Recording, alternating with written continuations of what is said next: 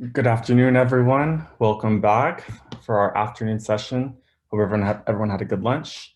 My name is David Huerta. I'm an MBA student here at the University of Texas, Rio Grande Valley, and I have the pleasure of introducing Dr. Kathryn Anne Edwards. Dr. Edwards has a Ph.D. in economics and works at the RAND Corporation and is a professor at the Pardee RAND Graduate School. Her research spans diverse areas of public policy and economic inequality, including the science, technology, engineering, and math education pipeline and labor market, the financial resources available to unemployed households, the challenges in retirement facing older Americans, and the labor market issues for workers without a college degree. Dr. Edwards has worked on projects for the National Guard Youth Challenge Program and the recovery efforts in Puerto Rico, as well as on research grants funded by the National Science Foundation and the National Institute of Aging. She completed her PhD at the University of Wisconsin.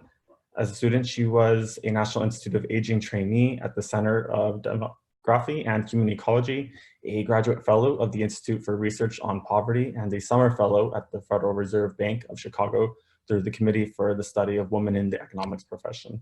And I'm going to pass it over to Dr. Edwards. Thank you. Thanks, David. Howdy, y'all, and good afternoon. Thank you so much for having me. I'm going to go ahead and share my screen, and let's hope. I meant to put up something embarrassing, but I think I just have the presentation, so that's unfortunate. So now I'm going to make it big, and I'm going to hesitate to do that because the Zoom is in the way. Okay, here we go. There we go. All right. Can you guys all see the screen, the COVID economy, Kathryn Anne Edwards? David, you'll have to be saying yes because I think you're the only one I can see. Okay. All right, well, here we go. Just to start, the kind of an introduction for myself, the RAND Corporation is a think tank that's committed to serving the public interest. We're a nonpartisan, really non-political, and we don't do any advocacy as an organization. We really produce research both in the public interest and then also as part of kind of a public task. So we do lots of contracts with the federal government. About half of RAND does national security work and the other half of RAND does social policy work, although we tend to be more famous for our national security work because of our prior periods in history.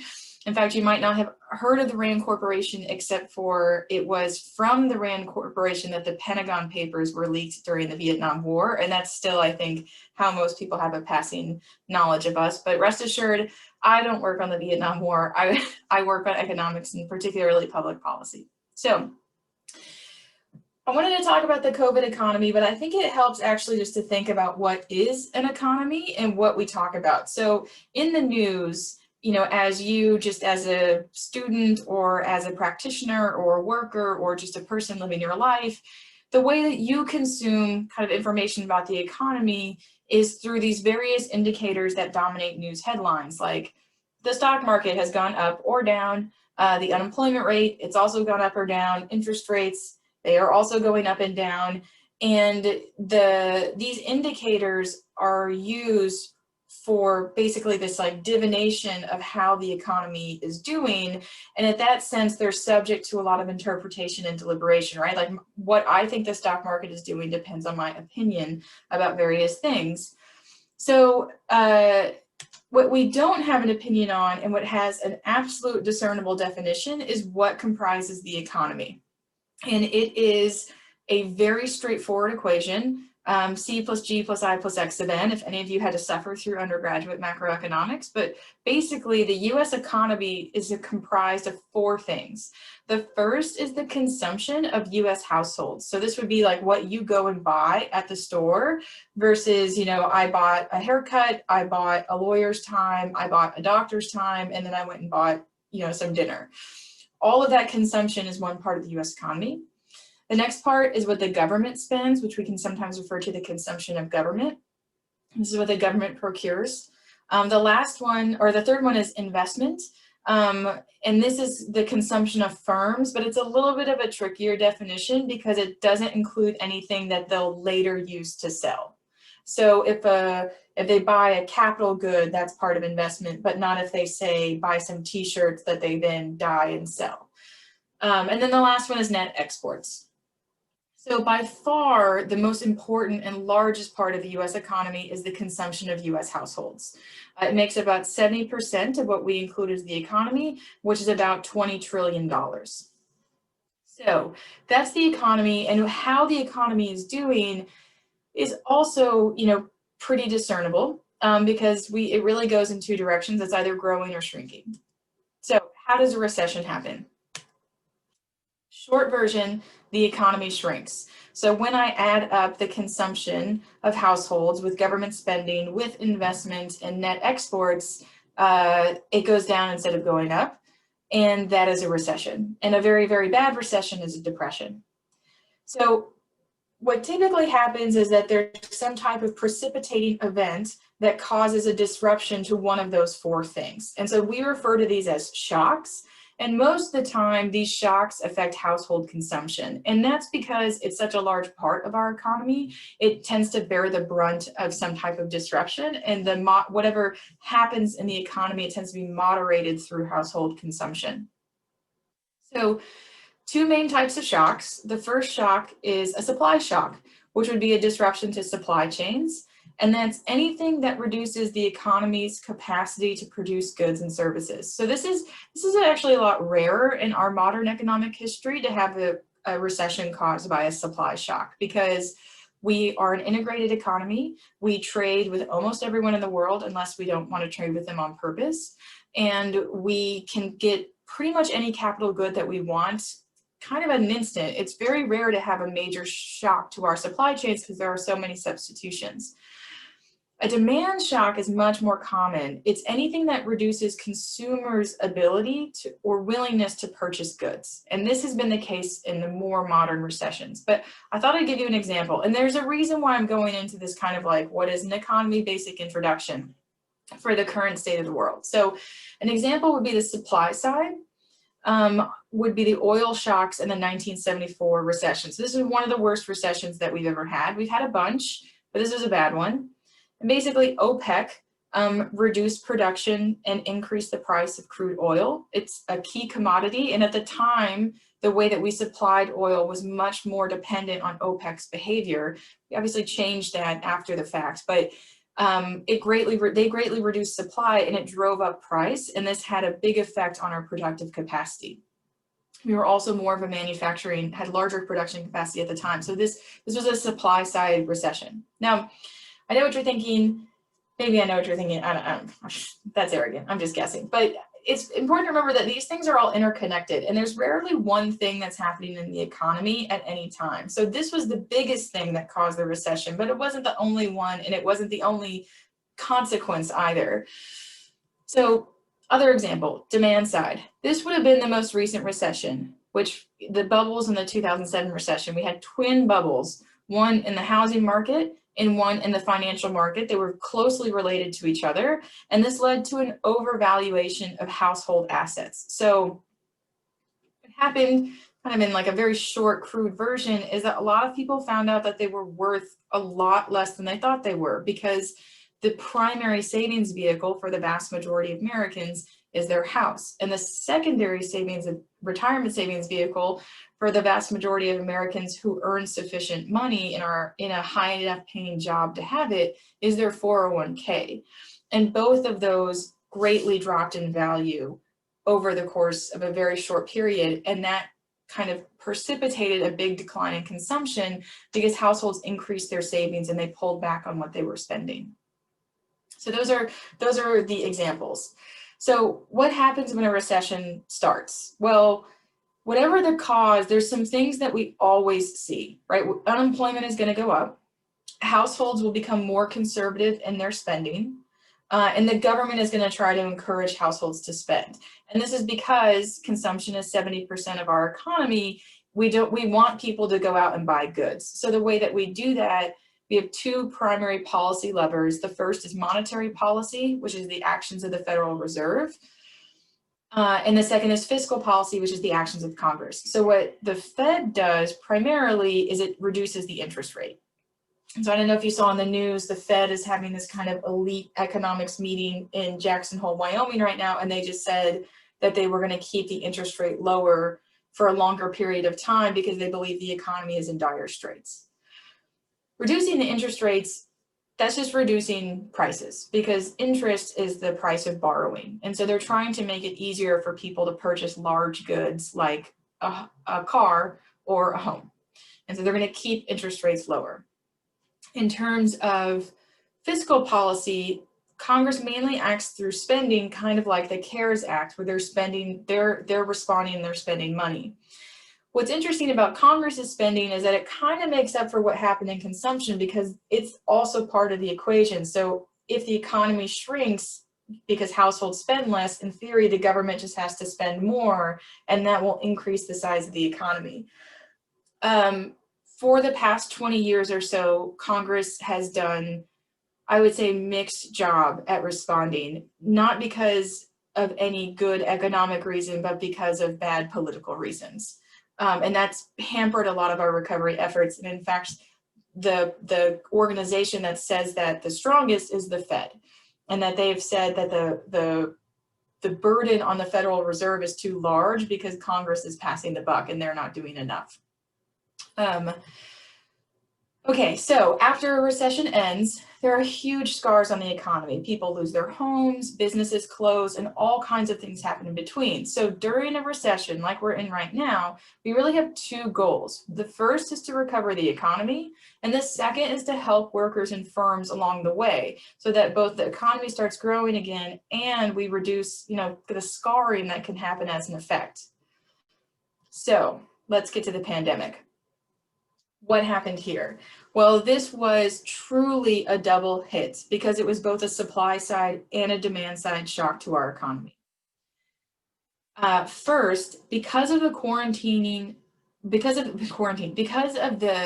social distancing required of the quarantine, production had to be halted at numerous locations across the country at various parts of the supply chain.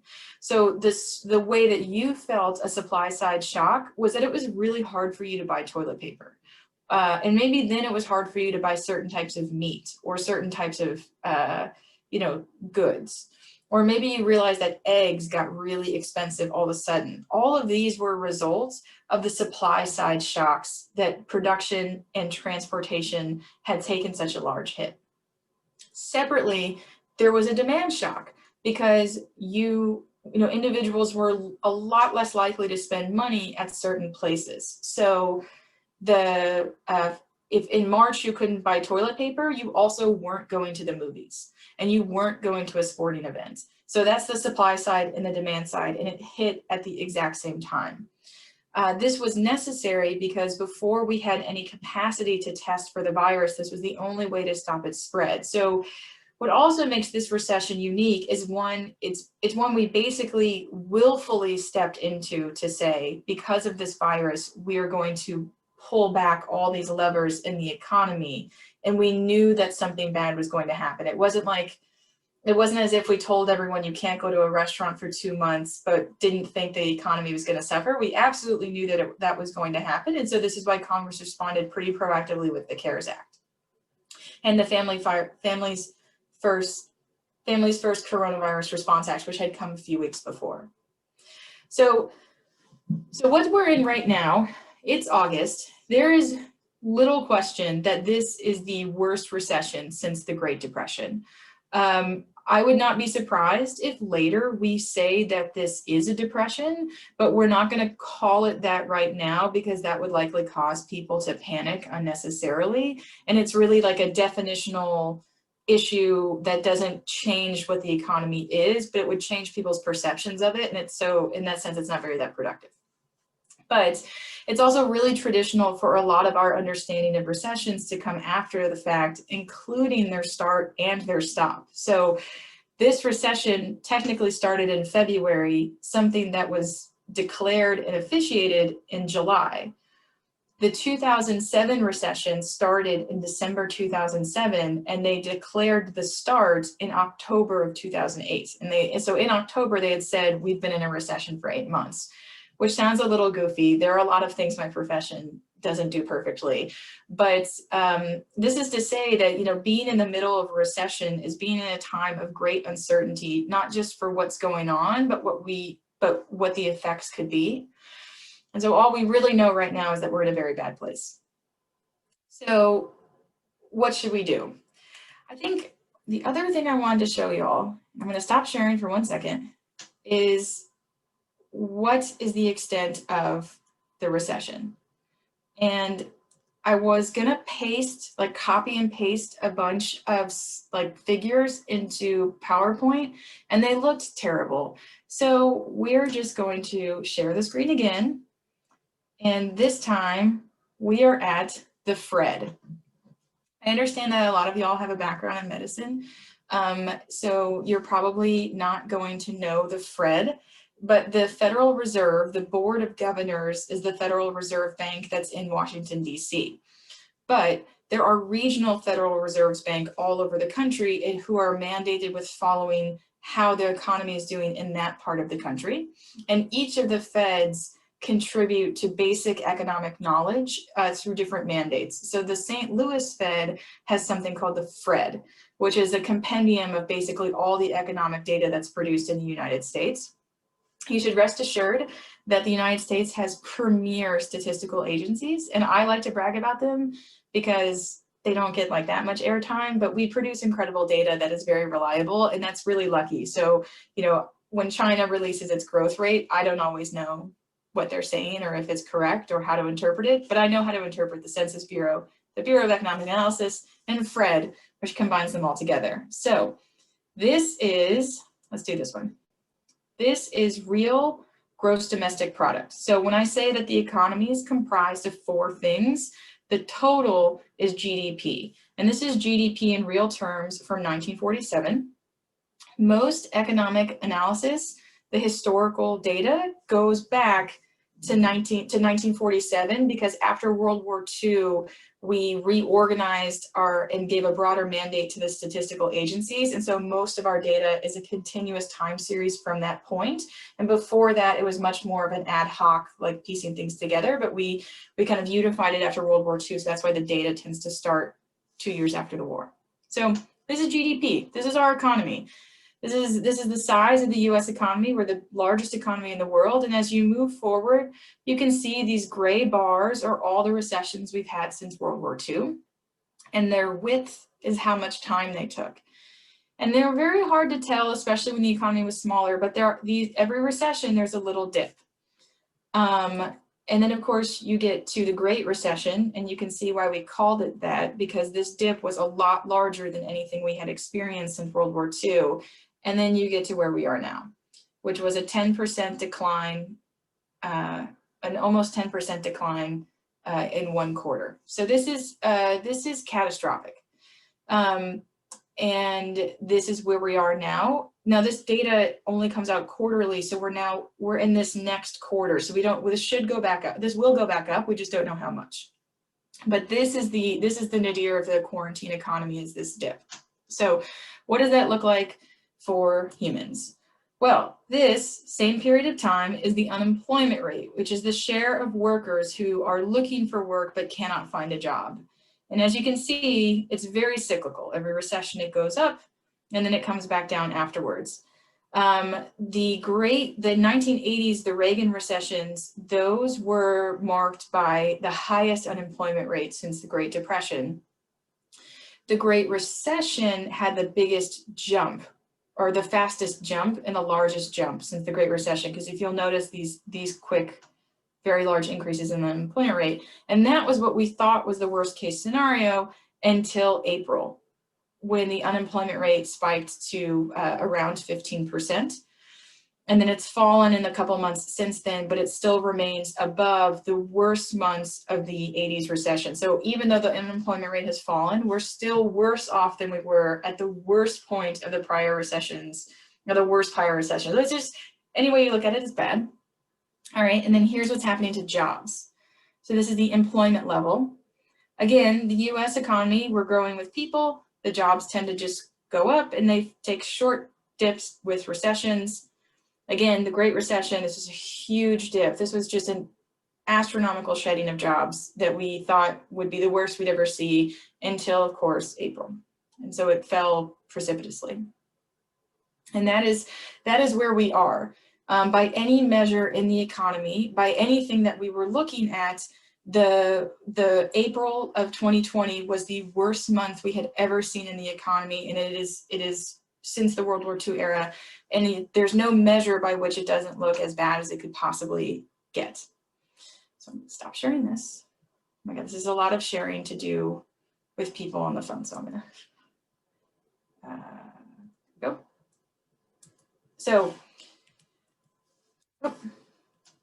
okay, so what should we do? I mean, this is a horrible economy. People are suffering. People are going to get evicted. People are going to lose their homes. They're going to default on their mortgage. They'll default on their student loans. People are going to, we have safety mechanisms in place like food stamps to prevent people from going hungry. But that is obviously not the best case scenario for someone who used to be working. So before I take questions, I want to make one thing really clear. What we should do is follow the data. And that means that it's not interpretation of anecdotes, but rather what the data on net says. And so the way that I like to put this is, there are 160 million people who work in the United States, and there are at any point in time, 6 million firms. So anything that can happen will happen. There was probably someone who got the $1,200 check from the federal government and took it and like bought drugs. Like no doubt someone went out and did that. There's also probably a company that took the Paycheck Protection Program loans and went on vacation to Barbados for 2 months and didn't do anything for his firm or the US economy. All of those things are going to happen. Journalists and advocates will find the anecdotes that support their readers' belief, but because we have such a large economy with so many diverse experiences, it's really easy to take these anecdotes as somehow interpreting, as a way to misinterpret the data. But don't think that because something happens, that negates the opposite. In the US economy, two opposite things can happen at the same time. What we care about is what is the larger effect or the net effect. And so I think that can be one of the hardest things in understanding the economy, is that your experience in particular can really differ from what you see, say overall, and people are telling you that what is happening to you is not happening. And I really empathize with this because it makes it sound like you're wrong or your experience is wrong. And that's never the case. What's the case is that your experience might not be the average or the dominant experience. So I'll stop there and I'll take your questions. I wanted to just give you an introduction of kind of how the economy works and where we are now, but I will talk about unemployment insurance. I can show you so many more charts. We could talk about the Fed, we could talk about debt and deficits, and I can also talk about inequality or really anything that's, I guess I was gonna say floats your boats, but that's so corny. Okay, so I don't know how questions come in. I just realized. I'll help out with that. Yeah. Okay, so if any of our attendees have questions, the floor is now open for them. Feel free to send them in the QA box. We have one already. Since you stated that we should be following the data, what data should we follow if it can be misrepresented? Yeah, this is a great question. And I think that the way that you should think about this is be very careful in how someone summarizes data to you. So, example, our vice president went on CNN and said that the Trump presidency saw the two largest month-over-month increase in jobs. And he's like, we created 4 million jobs in a month. No president has ever done that before. And what he didn't say was that he had lost 22 million jobs the month before. And this was a kind of cherry picking the data to say this is what we happen. Every president in every political party does this. So probably good step would be don't listen to politicians when they say economic data, because they're trying to make a case for their political office and not for economic recovery. So I would say that's number one. Don't listen to politicians when you talk about economic data. Instead, if you want to, you can always go to these things like the Fed. You could go to the Federal Reserve. You can read what economists say. But I guess the real lesson here is like that shouldn't be incumbent upon you when understanding the economy. But unfortunately, like so much in our society right now, there's a lot of like misinterpretation and misrepresentation by experts for political reasons. So I would just say, take it with a grain of salt when someone says something, that they might have an agenda in how they present the data. If that answers your question. Yes. Our next question would be, how do you see the crisis impacting the job market for our upcoming graduating class? Yeah, not well. I'm not going to sugarcoat this. This is not good. Also, I don't necessarily have a great remedy to suggest, but it is going to be tough. The labor market will take a while to recover. When recessions happen, most of the economy recovers before the labor market, because what happens is that a lot of people get kind of dumped into unemployment through job loss, but at the same time, people like yourselves are also entering unemployment because you're now entering the economy. And that means that the analogy we always use is the bathtub, where unemployment level is the number of unemployed, is kind of like the amount of water in the tub. That's the number of unemployed workers. There are multiple faucets. There's people losing their job. There's people graduating. There's people re-entering, saying after they had a kid, but there's only one drain. And that drain, like how fast we can drain, is dependent on how fast the economy grows. So for personal advice, I can't offer any. I think that you should talk to counselors, you should use your connections, and you should, try not to get discouraged and try not to take it personally that it is a hard time to get a job right now. And in the economy, we should hope for a speedy recovery that would accelerate economic growth and accelerate job growth. Okay, thank you very much. Our next question is, how do you see the crisis impacting income inequality in the United States? So income inequality is my primary research area, and unfortunately, this is not going to be good. So there are two things that are happening that are going to accelerate income inequality. The first is that the stock market has rebounded and already regrown. The top 1% of households, kind of like the richest 1%, they own about half the stock market. The top 10% of households own about 90% of the stock market. So the stock market recovering means that the wealth and value of the richest households have already recovered from the recession, and in fact, they hardly had one.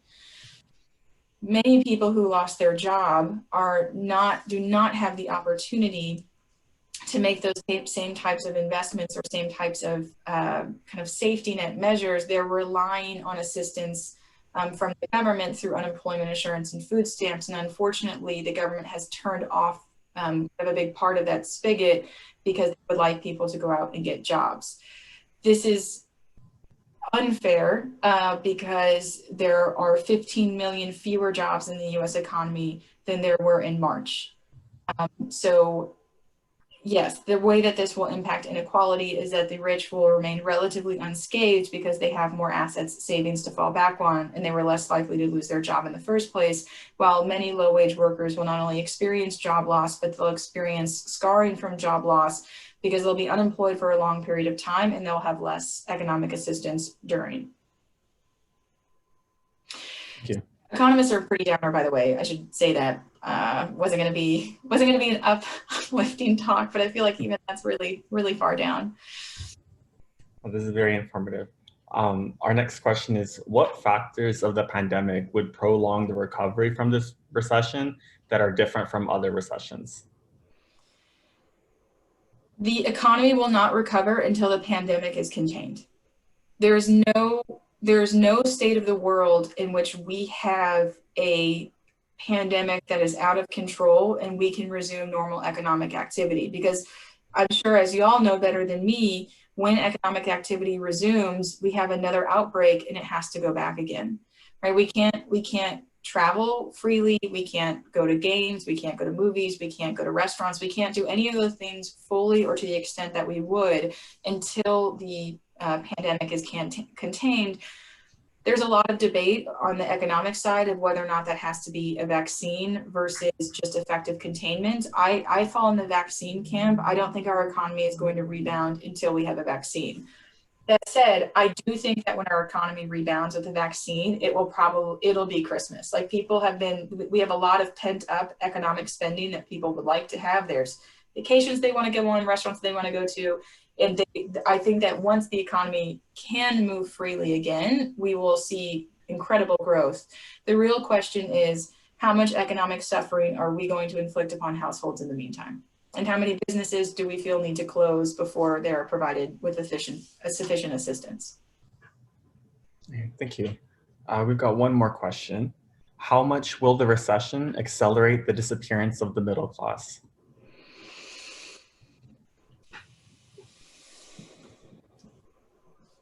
That's hard to say. And it's hard to say for a couple of reasons. The first is that the US middle class doesn't have a very tangible definition. Like, we know what the economy is. We know who low-wage workers are. The middle class is heavily dependent upon perception. Half of households in the United States make less than $50,000 a year. But most people wouldn't describe a $50,000 per year salary as a middle class lifestyle. That's still seen as relatively low wage. So it's a very much kind of like a paradox of terms that the middle isn't really at the middle right now. You know, the real question is, what about, like, where does economic security come from? And I think that when we talk about the middle class, what we really want to understand is, why is it so hard just to make it from month to month? And is that going to get better? I think the answer depends entirely on how much assistance we provide right now and what are the policies we pursue after the fact. I mean, I can tell you the middle class will take a severe hit if we defund Social Security.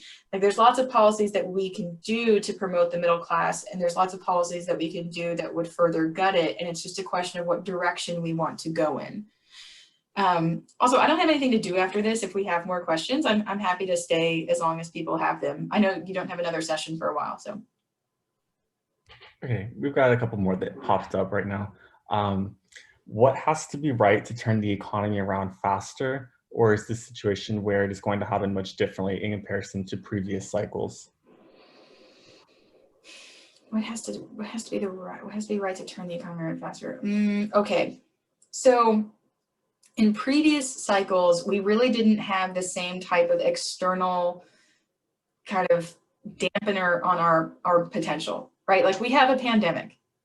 If we all go out and do all the things we want to do, a lot of people are going to die. So we have to take the pandemic into account, and that restriction on our movement for health restricts our economic activity. But what has to be right for the economy to turn around faster, you know, or the way that I think about this is, what do we want the economy to look like when the vaccine arrives? Right? How many people do we want to have unemployed? How many people do we want to have in poverty? How many businesses do we want to have closed? That greatly affects the economy's ability to bounce back, because if I suddenly, you know, I've been working from home, right? But I don't go to restaurants, I don't go to bars, you know, I don't go, well, the zoo's free, but I don't go to the zoo with my infant son. But my ability to do all those things is going to be different if 40% of the businesses are gone when I come back. And I think the concern, kind of to the prior question, is that the businesses that are going to survive the pandemic are the ones that are already very large. The businesses that aren't going to survive the pandemic are the kind of like the middle class business owners that are small business owners. I can't stress enough just how much is at stake in any recession, but this one, because it is so severe, and because it's going to have to, I mean, the government is going to have to basically pull us along until the vaccine, and they seem to have done that with gusto for a few months, and then have kind of pulled back and stopped. And that type of stop-start, that type of uncertainty, is very hard to make it through a recession. Thank you very much. And we have time for one more question. Because all of our economies are interconnected, how would different responses to the pandemic impact the economic landscape? Will there be a shift away from major players to others, or vice versa? Yeah.